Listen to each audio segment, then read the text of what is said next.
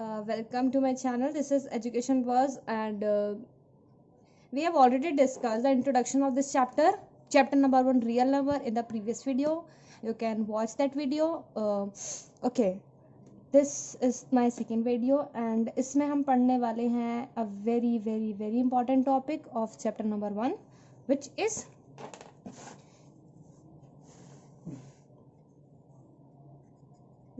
Euclid division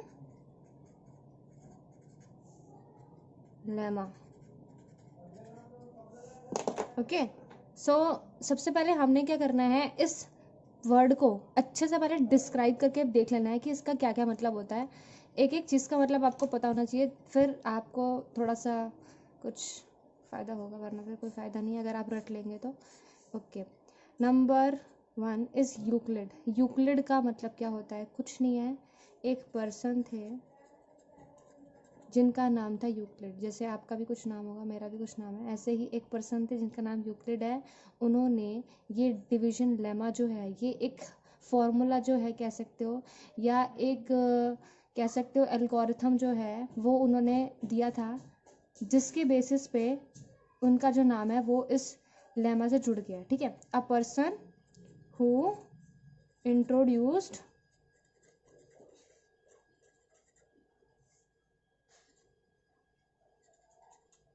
this algorithm.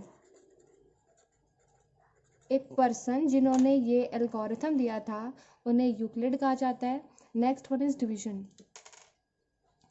Division normally जो भी आप डिवीजन करते हो वो डिवीजन हो गया. ठीक है, जो भी आपने बचपन में डिवाइड पढ़ते थे, जैसा जो भी आप ये डिवाइड करते हो, जैसे 4 हो गया तो 2 2 4. मैं बिल्कुल बेसिक बता रही हूँ.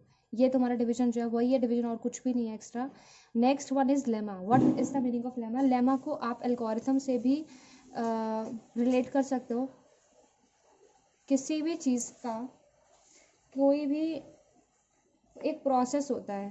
ठीक है, किसी भी चीज़ को करने का एक प्रोसेस होता है, और उसी तरीके से उसका एक रूल डेवलप हो जाता है. ठीक है, प्रोसेस, या फिर कह सकते हो अ सेट ऑफ रूल्स. ठीक है, जिसको हम फॉलो करते हैं किसी भी प्रॉब्लम को सॉल्व करने के लिए. अ सेट ऑफ रूल जिसको हम फॉलो करते हैं. ठीक है, that follow to solve a particular problem. इसी को एल्गोरिथम कहते हैं और कुछ नहीं कहते हैं. अब मैं एक एग्जांपल जैसे दे देती हूँ. अच्छा, जैसे आपने पाइथागोरस थ्योरम पढ़ी होगी, तो पाइथागोरस में क्या होता है कि हमने पाइथागोरन जो थे वो एक मैथमेटिशियन थे जिन्होंने क्या बताया था. जैसे हम पाइथागोरस की बात करें तो हमने उसमें पढ़ा था कि p² is equal to h² is equal to p² plus में b² होता है. तो ये क्या हो गया, ये एक टाइप का एल्गोरिथम ही है, ये एक टाइप का सेट ऑफ रूल ही हो गया कि हमेशा जब भी एक राइट एंगल ट्राइंगल होगा तो उसमें परपेंडिकुलर का स्क्वायर प्लस बेस का square is equal to hypotenuse का स्क्वायर ही आएगा. इसी तरीके से जो यूक्लिड है, उन्होंने डिवीजन को एनालाइज करके एक रूल जनरेट करा. जैसे आपने पहले पढ़ा होगा पिछली क्लास में, या पहले भी आपने पढ़ा होगा कि कभी भी क्या होता है, जो डिविडेंड होता है, ठीक है, वो किसके इक्वल होता है?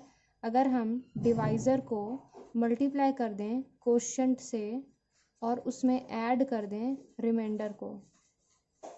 ठीक है, अगर हमने क्या करा, डिविडेंट हमें अगर लाना है तो डिवाइज़र को अगर मैंने मल्टीप्लाई कर दिया कोशेंट से और उसमें रिमाइंडर को ऐड कर दिया तो हमारे पास डिविडेंट आ जाएगा.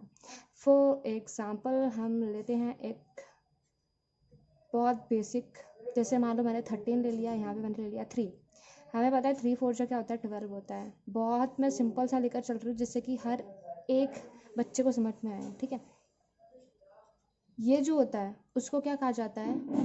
डिवाइज़र. यहाँ पर जो नंबर होता है कोशेंट, यहाँ पर जो होता है this is called remainder, and dividend जो बड़ा नंबर है वो बड़ी प्लेस पे आता है. इसी तरीके से याद रखना कि डिविडेंड, क्योंकि बहुत सारे ऐसे बच्चे हैं जिनको डिविडेंड और डिवाइज़र में कन्फ्यूजन होती है, तो so don't confuse between them. This number which is written in the middle of bracket or this division is known as dividend. ठीक है, 4 टर्म्स है, आपको बहुत अच्छे से पता होना चाहिए, क्वोशंट, रिमाइंडर, डिविडेंड और डिवाइजर। बिल्कुल बेसिक है, बस आपने पूरा वीडियो देखना है, you will be clear it. Okay, next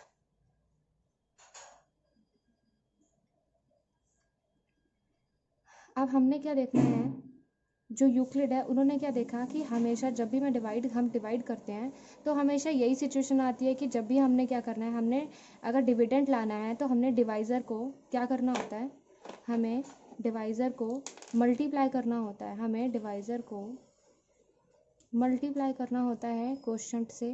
ठीक है, और फिर उसके बाद जो भी आपके पास आएगा उसमें क्या करना होता है, ऐड करना होता है रिमाइंडर को, तो हमारे पास क्या आता है, डिविडेंड आता है। थोड़ा सा हो सकता है आपको थोड़ा मेसी सा लग रहा हो, but still this is very important.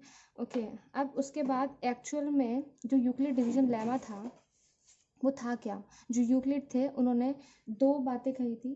The first one is कि हमेशा a is equal to B Q plus में r होता है। ठीक है, okay, if it is not visible to you then I can change the colour. a is equal to B Q plus में r। Second चीज़ इन्होंने क्या कही थी कि always r will be greater than और इक्वल टू 0 और less than b। अब आप बोलोगे ये क्या लिख दिया, इसमें a b r q क्या है, हमें कैसे पता चलेगा, कोई दिक्कत वाली बात नहीं, हम ये भी पढ़ेंगे। तो इसमें a क्या है, मैं यहाँ पर लिख रही हूँ कि a क्या है, b क्या है, q क्या है और r क्या है। उसके बाद मैं आपको पूरा एक्सप्लेन करने वाली हूँ कि कैसे क्या होता है, a क्या है, b क्या है, q क्या है, r क्या है। a का मतलब क्या होता है, डिविडेंड। ठीक है, dividend is a। b, what is b in it, b is divisor। q, what is q, q means quotient। what is r in it, simple, it's remainder। Everything is clear to you, a b q r। ठीक है, सब कुछ clear है, a का मतलब, b का मतलब, q का मतलब, r का मतलब। बहुत बहुत बहुत इंपॉर्टेंट है फॉर 10th क्लास और फर्स्ट चैप्टर में, बहुत इंपॉर्टेंट टॉपिक है। तो a क्या होगा, dividend, b divisor, q quotient और r रिमाइंडर। अब मैं आपको ये समझाती हूँ कि ये क्या है, क्या बताया उन्होंने। आप बोलोगे ये अभी तक करवाया क्या है। ए का मतलब क्या होता है, डिविडेंड। तो इन्होंने कहा कि जो डिविडेंड होता है वो इक्वल होता है किसके, अगर मैंने डिवाइज़र, बी मीन्स डिवाइज़र होता है, तो बी यानी डिवाइज़र को मल्टीप्लाई कर दिया जाए अगर क्वोशंट से प्लस में रिमाइंडर से। यही चीज़ है ये, अगर आपको पता है तो ऑटोमेटिकली आपको ये भी समझ में आ जाएगा कि क्या है। सिर्फ मैंने इसमें अल्फ़ाबेट्स का यूज़ करा है, ठीक है, या कह सकते हो वेरिएबल्स का यूज़ करा है rather than using the original term. ठीक है, और अब ये क्या है, अगर ये क्लियर है बहुत इजीली ये भी क्लियर हो जाएगा। आर मीन्स रिमाइंडर, ये कह रहे हैं कि रिमाइंडर जो होता है वो हमेशा 0 से बड़ा होता है और इक्वल होता है। आपने हमेशा देखा होगा जो रिमाइंडर होता है ना वो कभी भी इस नंबर से, या ऐसा देख लो कि रिमाइंडर जो होता है वो हमेशा क्या होता है, 0 से बड़ा ही आता है। कभी माइनस में रिमाइंडर देखा है आपने, नहीं आता। रिमाइंडर माइनस 0 से नीचे कभी जाता ही नहीं है। इट मीन्स कि रिमाइंडर जो होता है वो हमेशा 0 से बड़ा होता है और इक्वल होता है, या तो 0 होगा या तो 0 से बड़ा। Remainder can not be less than 0। ठीक है, या मैं ये भी लिख देती हूँ ऐसे करके कि remainder can never be negative. ठीक है, नेगेटिव नहीं हो सकता। नेक्स्ट बी जो है,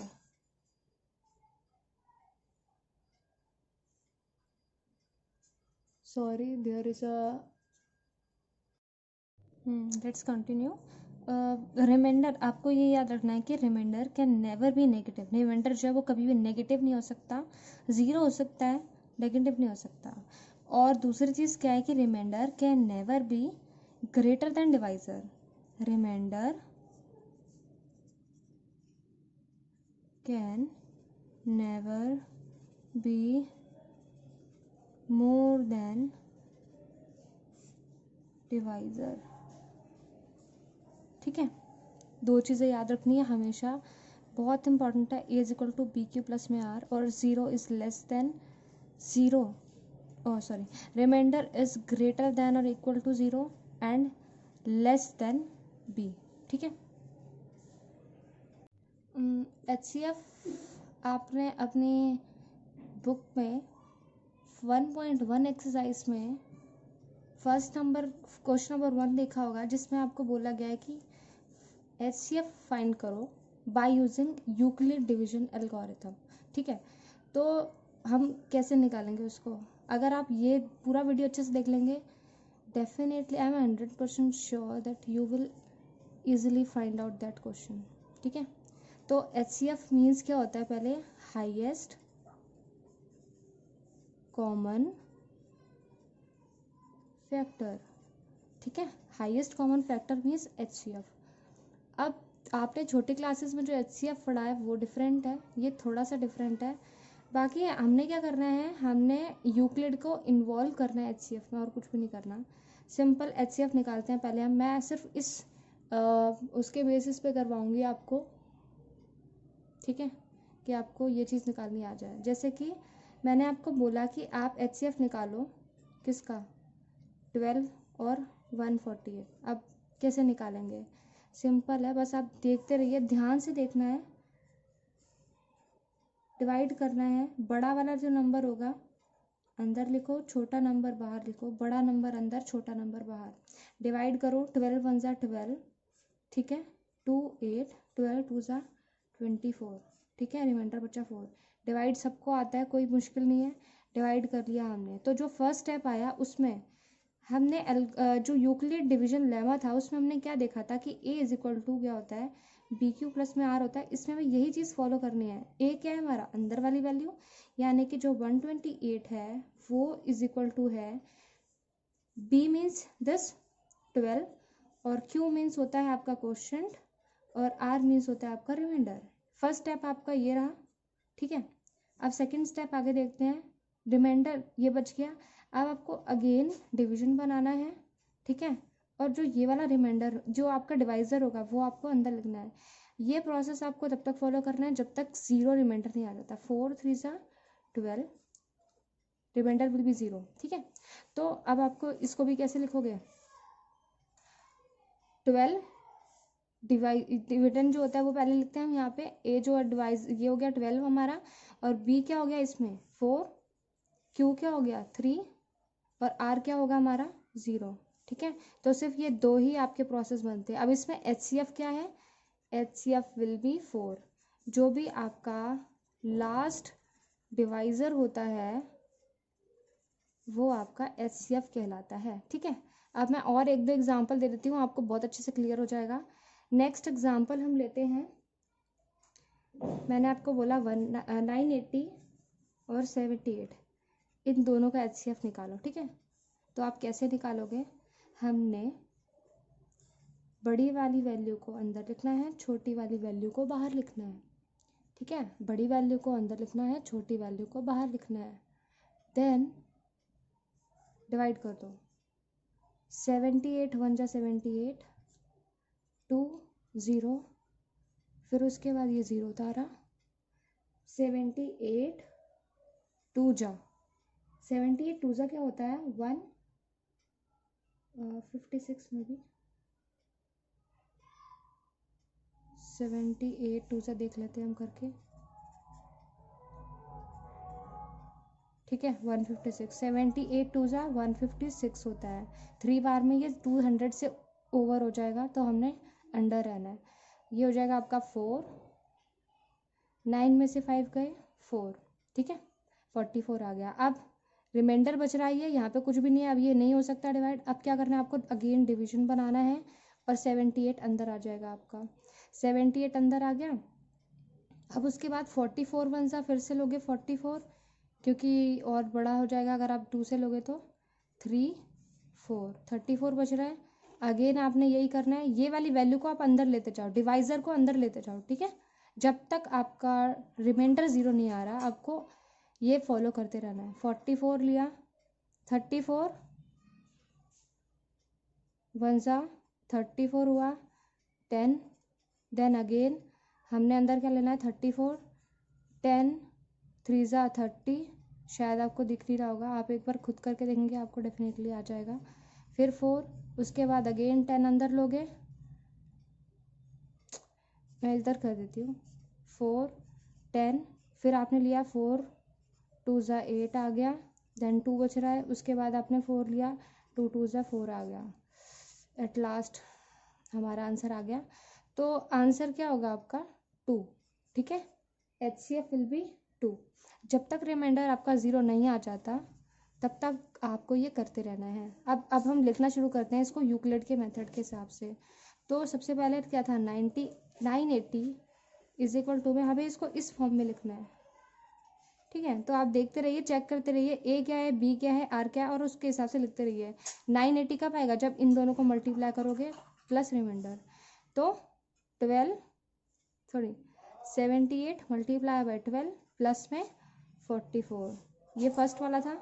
सेकंड वाला क्या था 78 अंदर था हमारा, ठीक है, और 44 मल्टीप्लाई बाय 1 प्लस में 34, यही था। नेक्स्ट 44 इज इक्वल टू में 34 मल्टीप्लाई बाय 1 प्लस में 10, यही है। 44 इज इक्वल टू में 34 मल्टीप्लाई बाय 1 प्लस में 10, ठीक है। नेक्स्ट फोर्थ, नेक्स्ट क्या है आपका 34 इज इक्वल टू में 3, 10 लिख दो पहले, 10 मल्टीप्लाई बाय 3 प्लस में क्या बच रहा remainder 4। Next 10 is equal to में 4 मल्टीप्लाई बाय 2 प्लस में 2। सिक्स क्या है 4 इज इक्वल टू में 2 मल्टीप्लाई बाय 2 प्लस में 0। 1 2 3 4 5 6, आपको 6 बार पूरा करके देखना पड़ा तब आपका आंसर आया इसमें, ठीक है। तो आपका HCF क्या होगा 2। So I hope you like this video, so please do share, like, subscribe and comment and below the comment section. Okay, thank you.